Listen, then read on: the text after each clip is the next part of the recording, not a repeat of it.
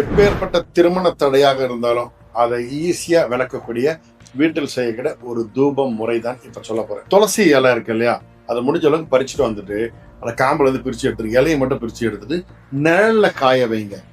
நல்லா காஞ்சதுக்கு அப்புறம் அது தூளா அதையே உடச்சு வச்சுக்கோங்க. வச்சுட்டு இதை என்ன செய்யணும்னு சொல்றேன். தினமும் சாயந்தரம் சூரிய அஸ்தமனம் ஆகக்கூடிய நேரம், இல்ல சூரிய அஸ்தமனம் ஆன முடிஞ்சதுக்கு அப்புறம் கொஞ்சம் நெருப்பு ரெடி பண்ணி, கனல் ரெடி பண்ணாலும் சரி, இல்ல கப்பு ரெடி பண்ணாலும் சரி, சாம்பிராணியோடு இந்த துளசி இலை இருக்கு இல்லையா, அந்த பொடி அதையும் சேர்த்து போடுங்க. போட்டு அந்த புகையை வீடு ஃபுல்லா காட்டுங்க. காட்டும் போது ஓம் நமோ லக்ஷ்மி நாராயணாய மம கல்யாணம் பிராப்தி தேஹி தேஹி ஸ்வாஹா அப்படின்னு 27 முறை சொல்லுங்க. சொல்லிட்டு இந்த சாம்பிராணி போடுறீங்க, தினமும் செய்யுங்க. சீக்கிரம் கல்யாணம் ஃபிக்ஸ் ஆயிடும்.